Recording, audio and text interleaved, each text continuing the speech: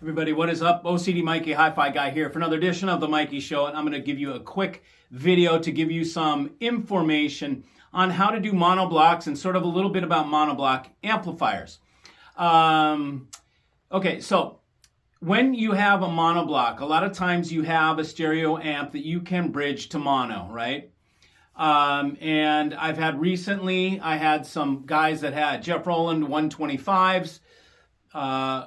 I had another client that was selling some in California, Robert, good guy, and had some of my New York guys, one guy in New York, one guy in Florida, bought Robert's amps, and they already had 125s. They loved the 125s so much, they added a second amp, and they turned them into monoblock amps.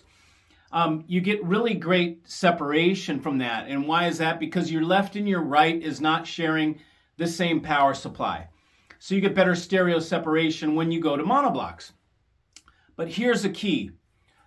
Most of these monoblocks, when you bridge something, okay, you're going to give it double the power, basically. You're also going to give it double the noise floor, okay, because you're adding the two together. So your specification gets twice as high in every regard, right? So not only is it more power, it's higher noise, all that kind of stuff. It doubles, right?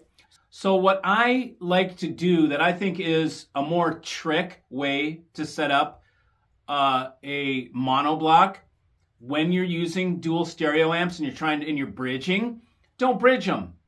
By the way, this can only work with the speaker that has Biamp binding posts.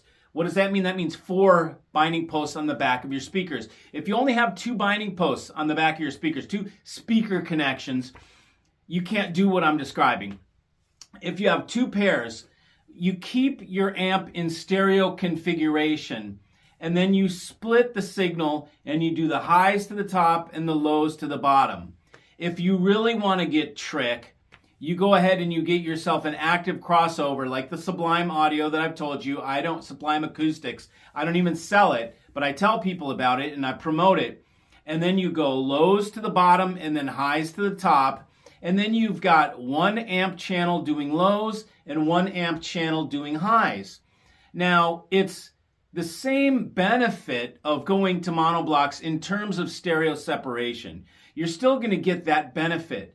But now, instead of joining the 2 halves of the amplifier and bridging and raising the noise floor and kind of making the spec worse in some ways, you get better output on it, higher output, but you get higher noise too, right?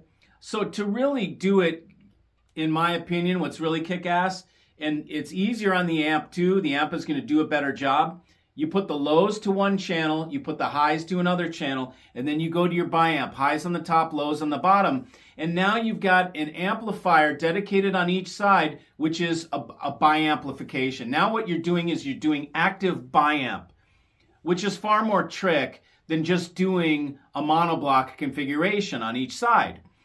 It's lower noise, and it is easier on the amp. Think of it. I'll point out one of the other reasons why. That woofer coming back has something called back EMF. When that woofer, you push it out, when it comes back, it sends current back down the speaker cable. It goes to the amplifier, and the amplifier doesn't like it. The amplifier has to always fight with that back EMF. Well, when you have 1 pair of speaker cables going over there, that back EMF is coming down the same line that your highs are going to your tweeter, right? So that back EMF can get in the way of, it doesn't get in the way of it, but it can degrade the highs by having that back EMF on the same cable. That's why people buy wire. So you split it out onto different amp channels. Now only 1 amp channel is dealing with fighting the back EMF. The one that's doing the highs has no back EMF to be concerned with. So your highs will be more clear. And you'll have 1 amp dedicated to just the lows, so it can do its job better. So it's totally more optimized than to have your amp bridged and trying to do the job that way.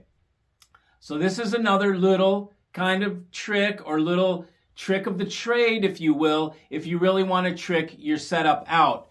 and you've just gone to dual stereo amps and now you're going to bridge each one, don't bridge them. Just keep them stereo, go high and low, and bi-amplify your speakers. Now you've got, and if you put a Biamp crossover, which they're only $500, $900 if you get the new one, if you want the balance connectors, all that stuff, you're going to have an active Biamp rig. And then it allows you to set how much power to the highs, how much power to the lows. It gives you a little more control over room balance, over tuning for your room. You can give it a little boost in bass, or you can cut back bass, and it gives you a little flexibility, which you don't have by just bridging amps and doing it on one of the posts. So hope this makes sense. I know I just gave you a lot of stuff, but this is a trick thing to do. If you're ever taking one amp that's a stereo amp and you're adding a second one and then you want to bridge them, don't bridge them. Go active Biamp. It's way cooler and it's way more tricked out, if you will. It's higher performance. So thanks for joining, and I will see you.